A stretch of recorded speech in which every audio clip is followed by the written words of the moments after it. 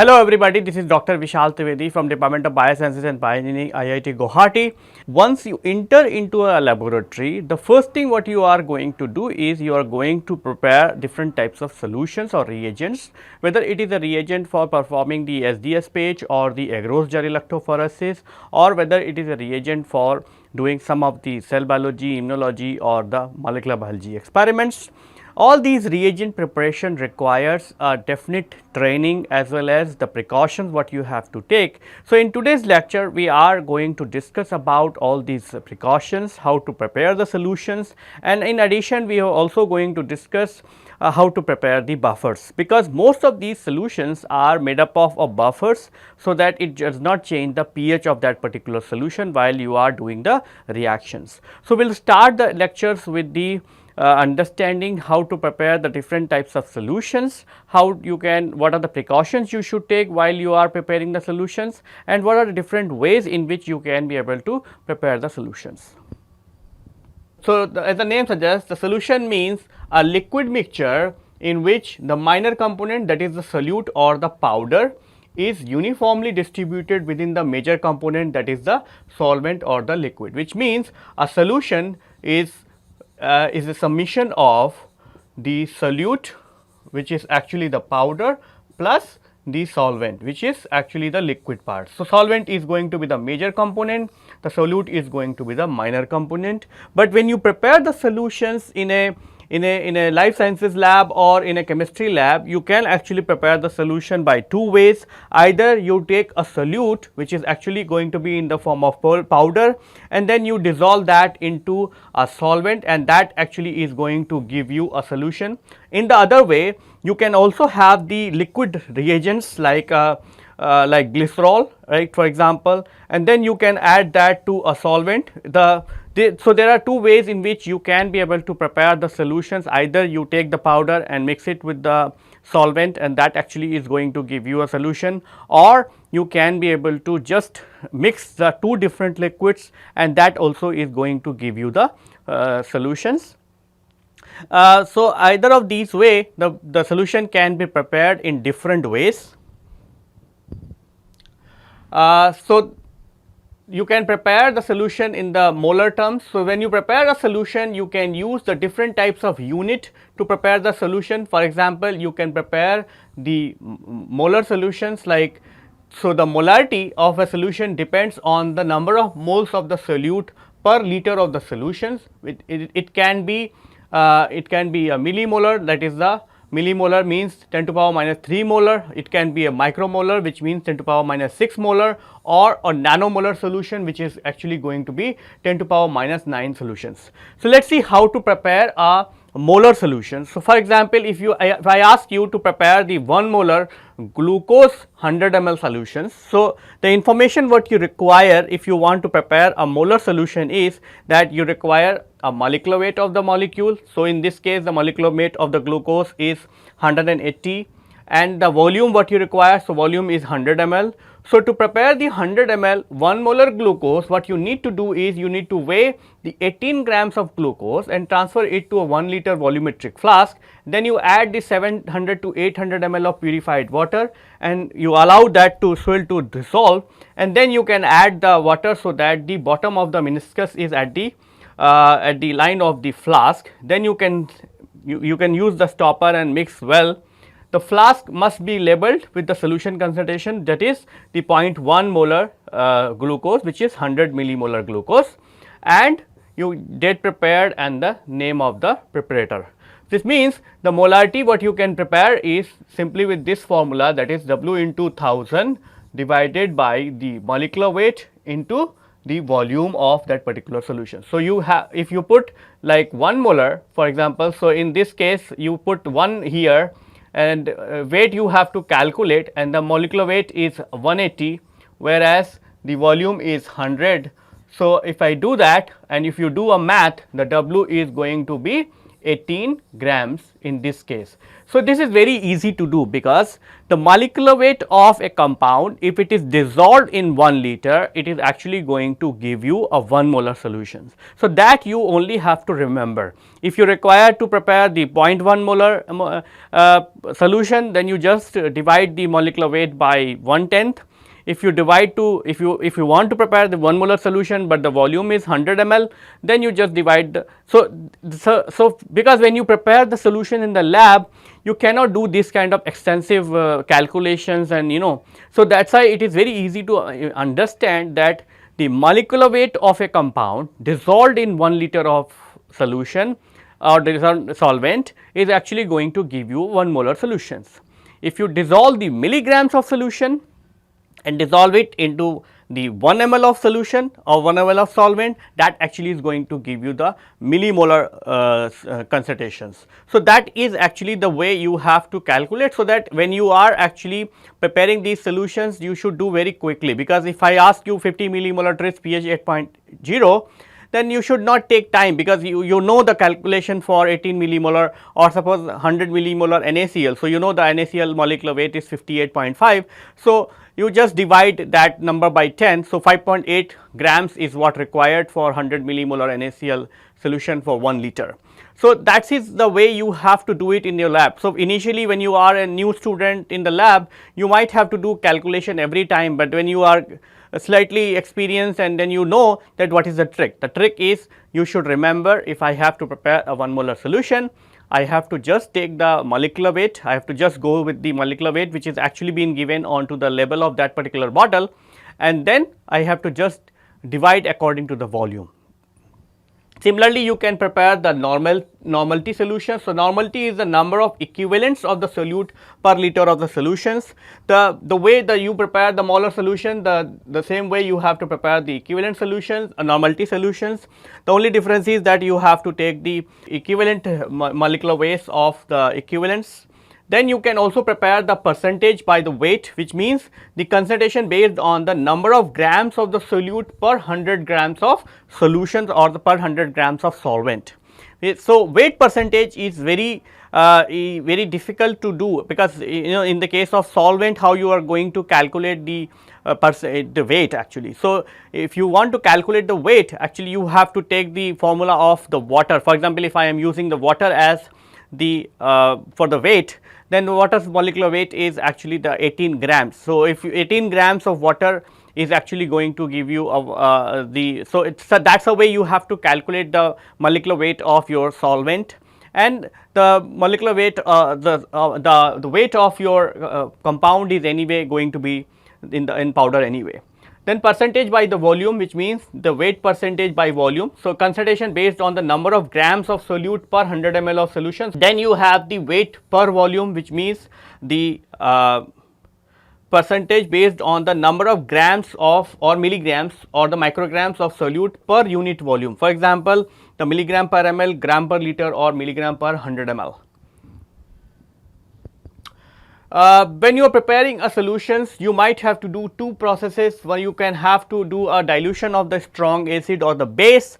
So, when you are preparing when you are diluting a strong acid or a strong base, for example, if I am diluting like sulfuric acid, which is actually a strong acid, or if I am diluting the NaOH, which is actually a strong base, then I have to take a lot of precautions, because when you are diluting a strong acid, you have to dilute the acid in such a way that you have to take the acid and then you take the acid and drop wise you have to add that acid into the solvent system. For example, because you want to avoid the exothermic reaction. When you are actually diluting a strong acid, it actually is a exothermic reactions. So, because of that the solution is going to be very hot. So, if I take a acid and if I start adding the water, the exothermic reaction is going to be even bigger, and that actually will sometime can actually damage the vessel where you have kept the acid.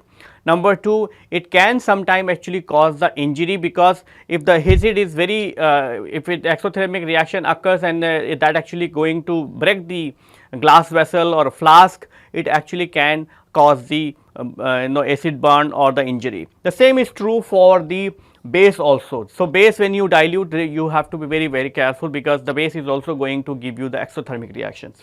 Similarly, you might have to dilute like viscous thick solvent, like for example the glycerol. So, if I have to take a glycerol and I want to dilute, for example, when you are going to prepare the sample buffer for the electrophoresis, the sample buffer actually contains the 40% glycerol, which means you have to take the glycerol from the 100 ml, from the 100% glycerol from the bottle, and then you dilute it to 40%. In that case, the taking out the viscous material like glycerol is actually requires lot of precautions, because of the only reason that these are thick solutions. So, they will actually their sucking through the pipette is going to be very slow, and they are also going to be deposit onto the outer surface of the tip.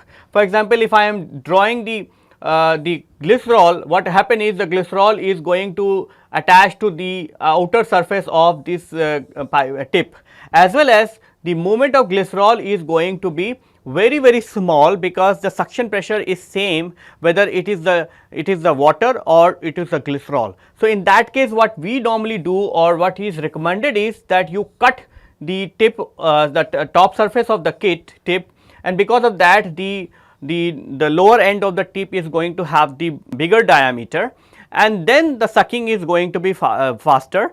You do not have to worry that I have if I have removed some part of the tip, the accuracy of the volume what I am withdrawing is also going to be different. That is not going to be different, because what the volume what you are going to withdraw is actually be proportional to the amount of vacuum what you have created in the pipettes, not to the tip shape or the size of the tip actually.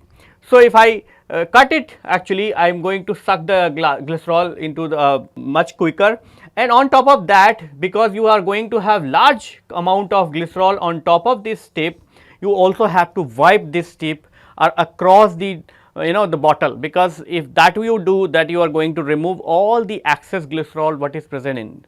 And then when you are dispensing this liquid into the next solvent, then also you have to be very careful, because you have to keep pressing the pipette, and you have to remain in that situation for very long time, so that the last drop of the glycerol is also going to be removed from your pipette tip.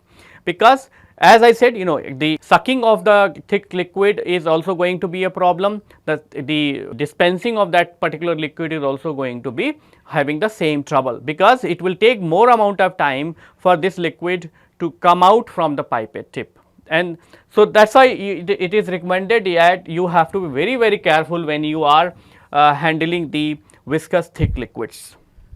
So, now once you have prepared the solutions are actually being made in such a way that the solutions are actually going to have one component which actually going to resist for the change in pH, because in most of the solutions you are actually going to add the buffer components, so that when you are doing the reactions, it should not change the pH of that particular solution, because you want to keep the pH of that particular solution to be remain intact as the same. For example, if I am running the SDS page, and if I am using the 1.5 molar tris pH 8.8, I want to ensure that the pH of this particular solution remain 8.8. It should not go like 6.8 or 9.5, because if that happens, then the resolution of that particular gel is going to be affected. The way the solutions are, the way the molecules are going to be resolved onto the SDS page also may get affected if there will be a change in pH.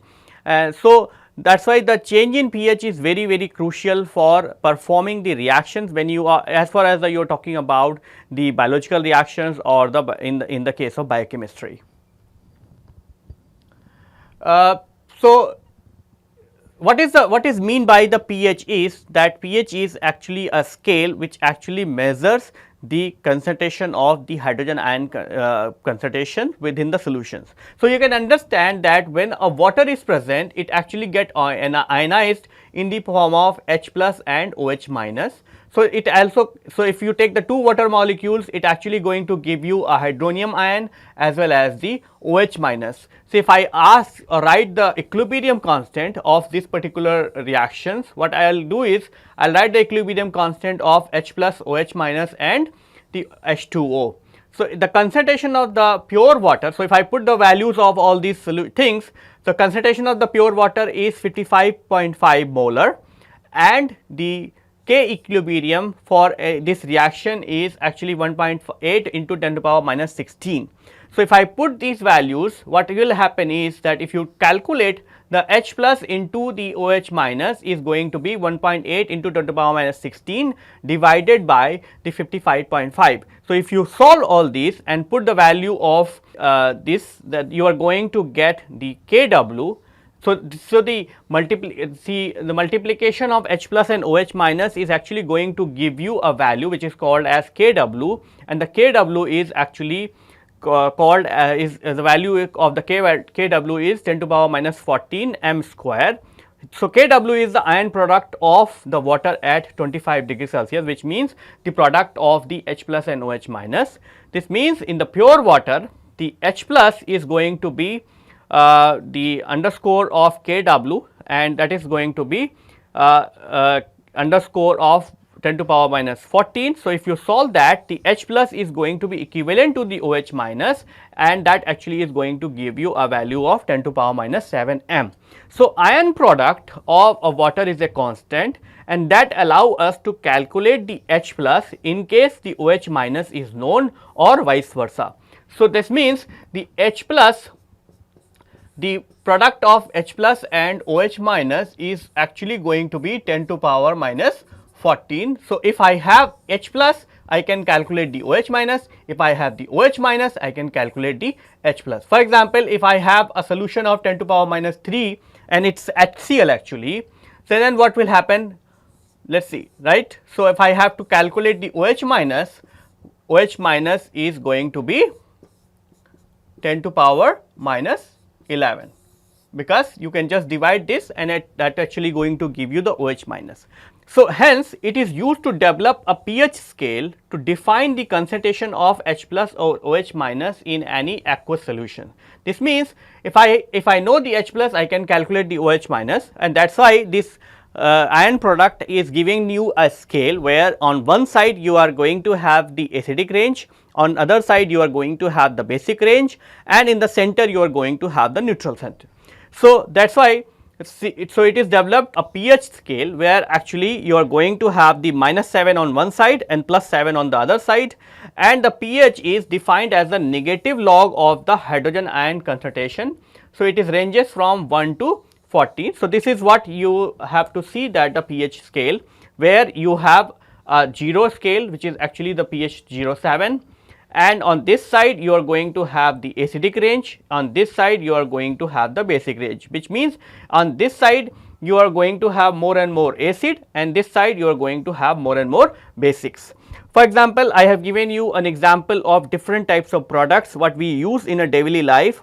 For example, you have the HCl solution which is actually going to have a pH of 1, then you have the lime which is actually, or lemon, which is actually going to have a pH 2, then you have the apples which are actually going to have the pH 3, then you have tomato which is apple pH of 4, then banana, then potato, and then you have the water which is actually of the pH 7, which is actually the neutral pH. Similarly, on the basic side also you have lot of solutions, like you have the detergent powders and you have the acids and you have the NaOH solution which is actually going to give you a pH of 14. So, these are, so pH is a very important scale to measure the acidity or the alkalinity of a particular solution. So, if the pH is less than 7, it is actually going to be acidic. If pH is more than 7, then it is going to be a alkaline solutions. Now, the question comes, why you actually have required a buffer and what is mean by the buffer. So, buffer solutions are used as a mean of keeping pH at a nearly constant value in a wide range of chemical applications. In nature, there are many systems that use the buffering for pH regulations. One of the classical example is the bicarbonate buffering system. So, bicarbonate buffering system actually utilizes the three component, the carbonic acid H2CO3, bicarbonate ions HCO3 minus, and then the carbon dioxide which is actually being present into the air. So, by using these three molecules under the equilibrium, the bicarbonate buffer is actually maintaining the pH of the blood to support the proper metabolic reactions, and you have many conditions or many situations where the slight change in the pH of the blood, for example, the blood of the pH of the blood is ranging from 7.35 to 7.4. So, if you have slight change in the pH, for example, if you have a pH of 7.2, you are going to have the acidosis problems, like where the person is going to have the lot of problem in the breathing difficulties and all those kind of thing, because what you remember is if it goes into the acidic range, indirectly you are actually going to affect the carbon assimilations or carbon transport within the system, which means you are indirectly going to affect the oxygen transport as well. So, if it is actually more and more carbon dioxide is going to be associated with the body, it is actually going to reduce the amount of oxygen within the body as well. So, that actually is because the carbon dioxide is under the equilibrium within this particular buffering system, and that is how the carbon dioxide is being transported from one part of the body to another part of the body, and eventually it reaches to the lung where the carbon dioxide is being removed from the body and the oxygen is being transported back. But if you actually going to change the pH of the blood, and that actually is, if allows the accumulation of carbon dioxide within the blood, then it is actually going to change the overall respiratory activities and other kind of activities, because the whole body depends on the respiration to perform all the functions. For example, if you, even if it a liver which does not been directly attached with the lungs and other places, but it requires the oxygen to perform the functions. So, if there will be any change in blood of the pH, that eventually going to accumulate the carbon dioxide into the liver, or it actually not going to provide the enough oxygen for the liver to respire, to produce the energy and to perform all the metabolic reactions. So, that is how the maintaining a crucial pH is very important for the normal physiology of a human being as well as for the other animals. Apart from the physiology, let us see how the pH is also changing the other biological processes. For example, the enzymes are proteinaceous in nature and they are made up of individual amino acid with the ionizable side chains such as the histidine. In addition, the active site of enzyme also has the active amino acids. A particular antigen is important for substrate binding, formation of catalytic intermediates and the release of product. For example, the pepsin is a serine protease present in stomach and has the optimum pH of 1.5, whereas the trypsin has a pH optima of 7.4. So, that is why most of the enzymes are actually having the ionizable groups, they have the active site residues, and all these active site residues have to be present in a particular valency state and as well as the ionization states. So, because of that, a particular pH of that particular milieu or the place where these enzymes are present, it has to be in a perfect order, so that it should these enzymes are actually going to work very efficiently. One of the classical example is the pepsin, which is actually present in the stomach and it requires a pH of 1.5 to digest the food. Similarly, whereas the trypsin, which is another protease, requires a pH of 7.4 to function. Similarly, in many pathological conditions such as diabetes, body utilizing stored food as an alternative energy process. The similar condition exists in the case of starvation or fasting, and under these conditions a large amount of acid like the beta hydroxybutyric acid from fat is generated, leading to the lowering of blood pH to cause the acidosis. It disturbs the activity of several enzymes present in the blood and ultimately leads to the headache, nausea and the convulsions. So, as I think we already discussed about the role of the blood pH.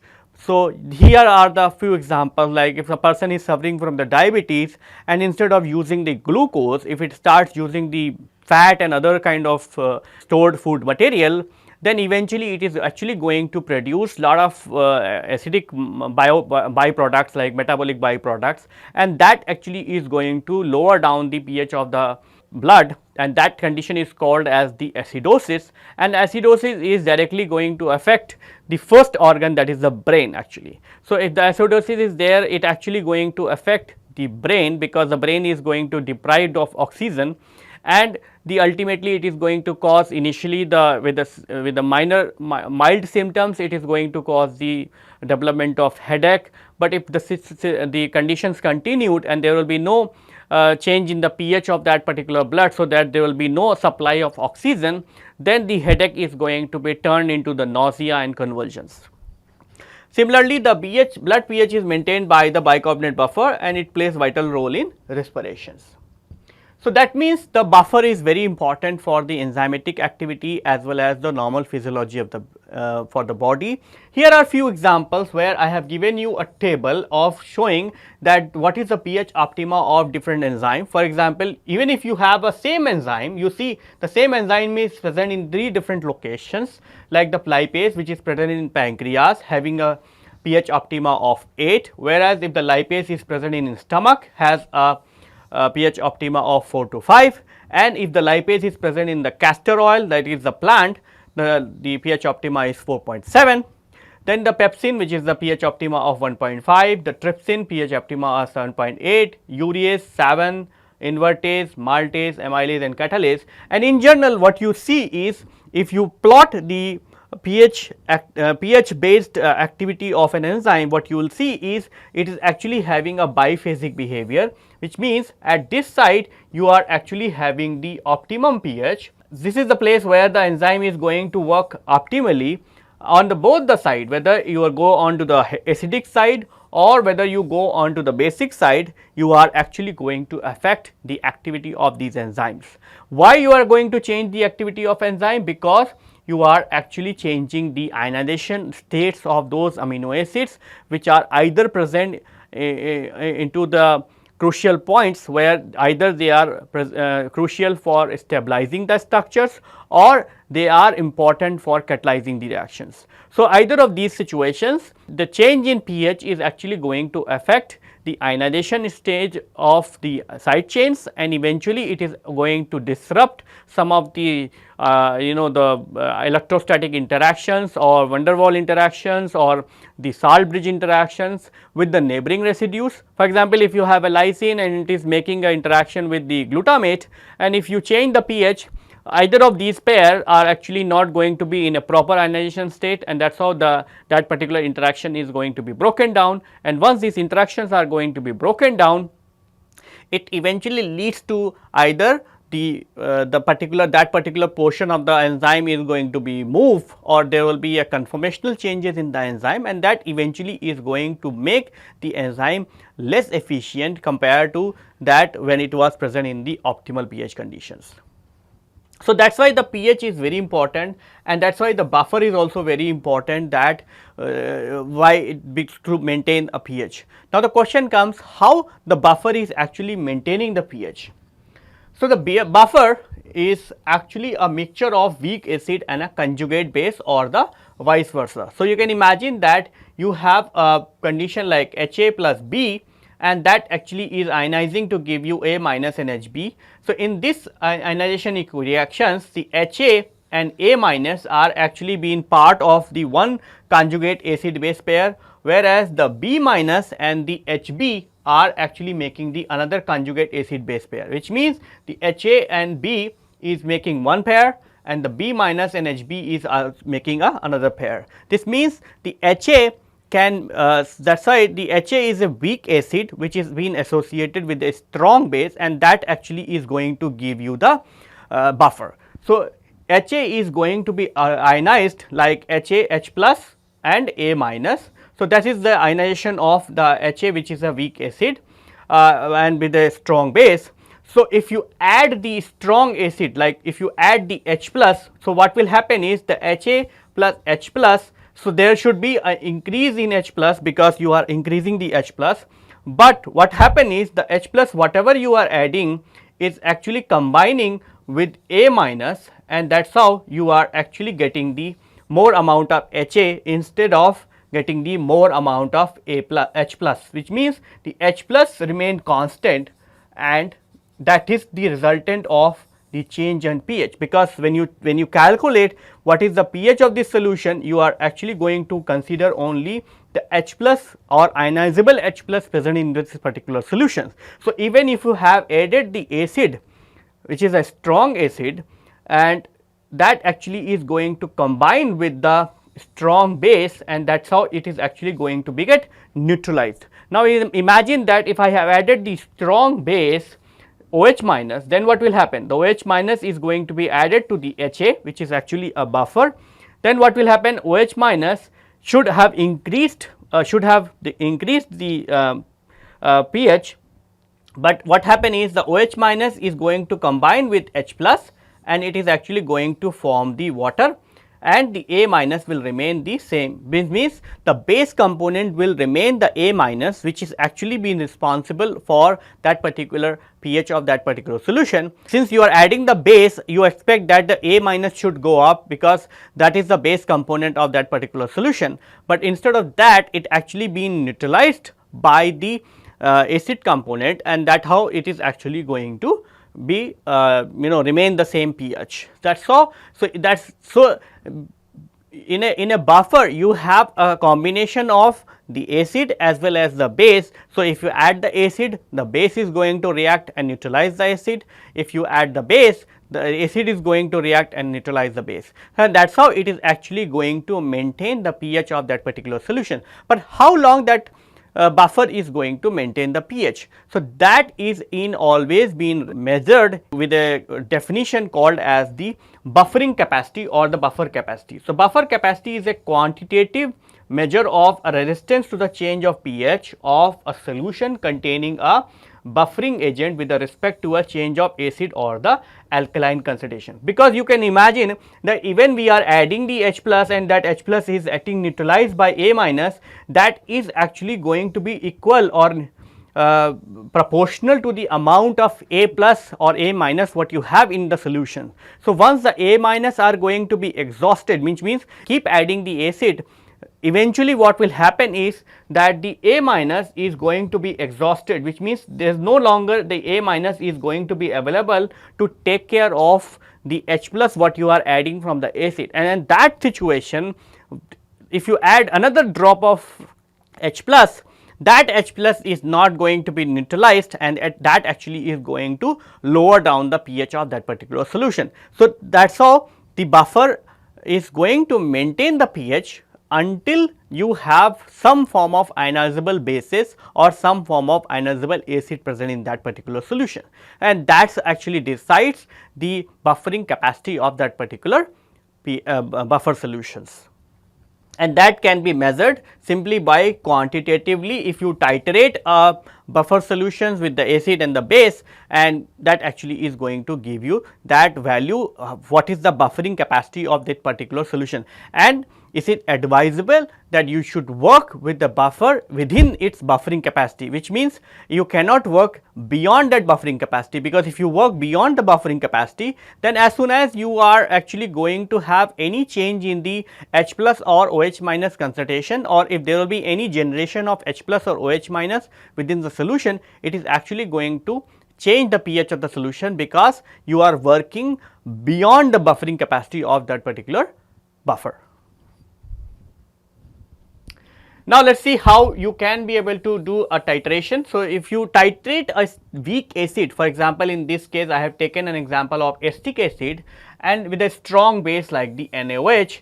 So, addition of a NaOH neutralizes the H plus ion present in the solution, thereby increasing its pH. Consumption of H plus ions drive the dissociation of the acetic acid into the CH3 minus NH plus. As more and more of NaOH is added, the pH of the solution will increases, which means in the beginning you are not adding any OH. This means pH of the solution is 1 actually, and as you are actually increasing the OH minus, you are actually taking up the pH of this, but you are increasing the pH, and what you will see is that it is actually keep increasing as long as you are adding the OH equivalents. Okay. But at this point, okay, you will see there that the change of the pH is going to be very small. So, this increase in pH is small when the solution reaches the pH close to the pK of acetic acid. So, the pK of acetic acid is 4.6. So, and we will understand what is the pK. So, a weak acid therefore provides a resistance to change in pH near its pK values. This resistance to the change in pH by an acid near its pK is the concept of the buffer, which means if you reach to the pK of that particular weak acid, you will see that it is taking longer time to change its pH, and that is how if you titrate that, you will be able to know in what buffering range the change in pH or the slope of that particular. So, if you see the slope of this curve, the slope of the curve is very sharp here, the slope of the curve is very sharp here, but the slope of curve is very flattened in this particular region, which means in this particular region the buffer is actually or the weak acid is actually resisting for the change in pH, and that is how you can be able to calculate the buffering range of that particular weak acid. So, the buffering range, for example, in this case the pK is 4.6, the buffering range is starting from the 5.76 to 3.76, which means as a thumb rule, if whatever the pK is there, you are actually going to see the buffering range plus minus 1, which means if your pK is 4.76, the buffering range will start from 3.76 to 5.76, which is actually in this case. Now, we will understand what is pK. So, understanding the pK, we will understand about the Henderson-Hasselbalch equations. So, the dissociation of a weak acid in water can be written as the Ha plus water equal to hydronium ion plus A minus. The ionization can be represented by the equilibrium constant K equilibrium, that is the hydronium ion, A minus, water and Ha. Okay. And if you solve all these equations and if you put the values of the H2, water concentration of water, concentration of hydronium ion and all other concentrations, what will happen is that eventually you are going to get a equation called as the pH equal to pK plus log concentration of A minus divided by Ah, and this equation is called as the Henderson-Hasselbalch equations. And according to these equations, the pK can be defined as the pH at which the acid is 50% ionized, which means if A minus is equivalent to A plus AH, the pK is going to be equivalent to the pH. So, the pH at which the acid is going to be 50% hydrolyzed, that is the pH what is called as the pK, and pK is a very important information because it tells you that at this particular point the buffer is going to resist for change in pH, and the pK is also going to allow you to calculate the buffering capacity. Now, let us understand how to prepare the buffer. So, I have taken an example of how to prepare the buffer at pH 7.4. The first thing what you have to need is, because you want to prepare a buffer at pH 7.4, which means you are looking for a pK of 6.4 to 8.4, which means you are looking for some solutions which should have a pK of 6.4 or 8.4, because you can easily go 1 unit down or you can go up 1 unit up. So, the selection is based on the pK of the acid, and acid can be used to prepare a buffer with a pK range of pK plus minus 1, which means I am looking for a acid which has a pK range of 6.4 to 8.4. This means that you cannot prepare an acetate buffer of pH 7.4 because the pK is 4.6 actually. Because the acidic acetate conjugate base is a good buffer in a pH range of 3.76 to 5.76. Let us see the dissociation constant of phosphoric acid. So, in the case of phosphoric acid, which is actually the called as H3PO4, is being dissociate in 3 different forms. So, H3PO4 is being dissociated first in the form of H2PO4. So, 1 hydrogen is being dissociated. So, you have 1 H plus here, right. and then you have H2PO4 which is been ionized to form the HPO4 minus plus H plus 1, right, and then the HPO4 is being hydrolyzed as PO3 minus plus H plus. So, this means the phosphoric acid which is H3PO4 is being ionized in 3 different forms, and that is how you are actually going to have the equilibrium constant of these reactions, the 3 equilibrium constant, and the pK of this H3PO4 is also going to be 3. So, pK 1 which is for this reaction is going to be 2.12. So, that is not useful because you are this is very far away from 7.4. The pK 2 is 7.21 which is for this reaction, and pK 3 is 12.25, 12.35. So, that is also not correct. So, this pK of 7.21 can be used, which means you can be able to use the phosphoric acid to prepare the buffer of 7.4.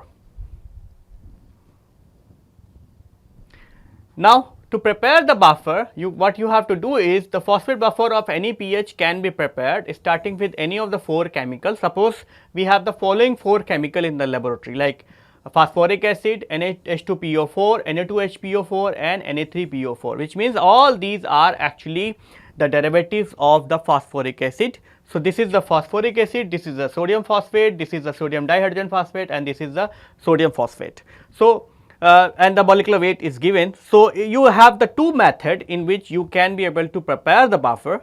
What you can do is you can take the required amount of phosphoric acid or NH2PO4, you dissolve it in a 400 ml water.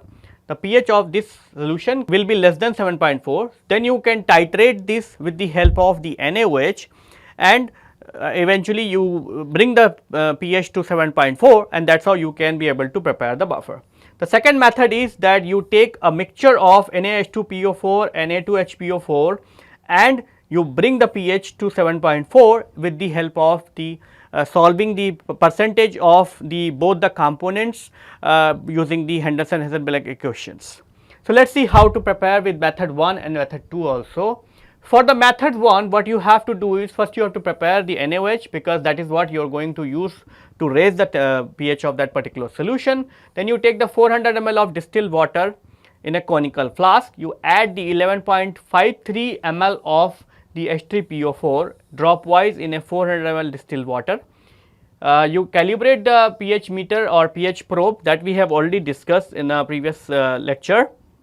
Then you add the 1 normal NaOH drop wise, shake well and measure the pH, and you keep measuring the pH until it reaches to 7.4, and once it reaches to the 7.4, then you can transfer the content of the flask in a 500 molecular flask. You add water to make the final volume of 500 ml, and the required buffer is ready. In the method 2, the method 2 you have to use the Henderson-Heisenberg equations. So, the pH is equal to pK plus log A minus by AH. If you put all these values, so pH is 7.4, the pK is 7.21, the log A minus versus AH. So, you calculate, then it actually is going to give you the proportion of the HPO4 2 minus versus the H2PO4 minus, and that is 1.54, which means you have to take the Na2HPO4 and the NaH2PO4 in a ratio of 1:1.5488. So, if you calculate all these, what will happen is the amount of NaH2PO4 required would be the 47.03 grams, and the amount of Na2HPO4 required would be the if you can just put the value into this equations, it actually going to give you the amount for the Na2HPO4 as well.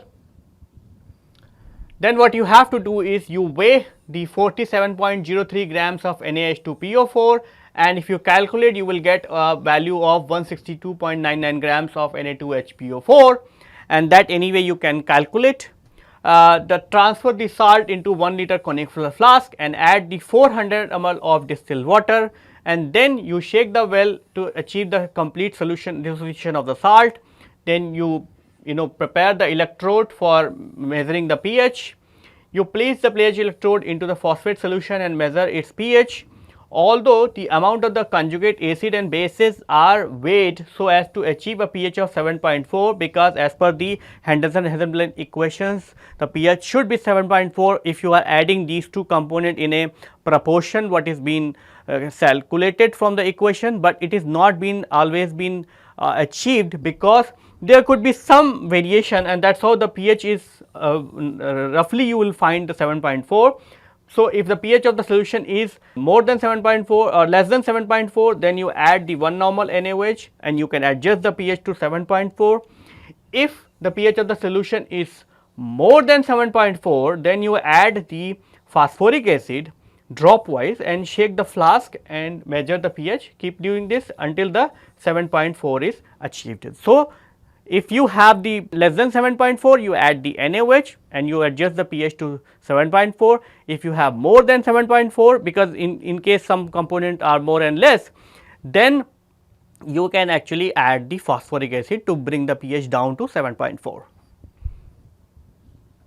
So, now what we have done, we have measured, we have discussed about the preparing the buffer with method 1 or method 2, and I am sure you might have realize that the method 1 is much easier compared to the method 2, because method 1 requires just the phosphoric acid, you add the phosphoric acid, you adjust the pH with NaOH, or in the method 2 you might have to do a lot of calculations and then you have to bring determine the ratios of the two components and then you have to adjust the pH at the end. So, but the problem is that if you do method 1 or the method 2 irrespective of any of these method, eventually you are actually going to change the strength of the buffer, which because if you remember in the beginning itself we said that we have to prepare a buffer which is 200 millimolar phosphate buffer pH 7.4, because if you do all these addition of phosphoric acid and addition of NaOH and all that, it is actually going to change the buffer strength of that particular solution. So, if you have to very strictly calculate or want to make the 200 millimolar phosphate buffer pH 7.4, then you cannot use either of these methods, because the both of these methods are actually going to give you the different concentration of the phosphate at the end, because you have to use either NaOH or the phosphoric acid to adjust the pH. Then you can actually follow the third method, and the third method what you have to do is, we know that the Na2HPO4 and the NaH2PO4 are required in a ratio of 1.54 versus 1. So, what we can do is we can prepare the 200 millimolar solution of both the NaH2HPO4 and NaH2PO4 in a 1.5, and then you mix them in a ratio of 1.54 versus 1. So, as we need to prepare the 500 ml buffer, we would perform the calculations for a slightly higher volume, for example 550 ml. So, 1 by 1.54 plus 1 into 500. So, 196.17 ml of NaH2PO4 and 1.54 divided by this, and if you calculate, it is actually going to give you 303.83 ml of Na2HPO4. So, what you do is you take the 196 ml of this, 303 ml of this, and then you mix them, and that actually is going to give you the 500 ml of 200 millimolar phosphate buffer. Now, you measure the pH. It is possible that the pH of this solution may not be 7.4, but in that case what you have to do is, if the pH of the solution is less than 7.4, then what you can do is you can titrate this with 200 millimolar Na2HPO4 until the pH reaches to 7.4. If the pH is more than 7.4, then in that case what you do is you titrate with 200 millimolar NaH2PO4 until the pH reaches to 7.4. So, irrespective of the buffer or irrespective of final pH, whether it is above 7.4 or lower to 7.4, the final buffer strength is going to be remain as 200 millimolar, because the solution what you are adding for titration is 200 with a 200 millimolar strength. Earlier we were adding the concentrated NaOH or to the concentrated phosphoric acid, and that's actually is going to change the molarity of that particular final buffer, whereas in this case you are actually adding the 200 millimolar 200 millimolar strength of the solutions to adjust the pH, and that is how actually you are going to get the final buffer, which is actually going to be 200 millimolar phosphate buffer. So, this is the different buffer solution what I have given you. I have given you the recipe as well. So, this is just for your information that you have multiple types of buffers, and the recipes or the multiple component what you have to dissolve and prepare the buffer, and then what is their applications in performing different types of reactions or different types of assays. And so, with this I would like to conclude my lecture here, and in this lecture we have discussed about how to prepare the solutions, how to prepare the buffers, what is the significance of the buffer in the biochemical reaction as well as in your experiments as well. So, with this I would like to conclude my lecture here. Thank you.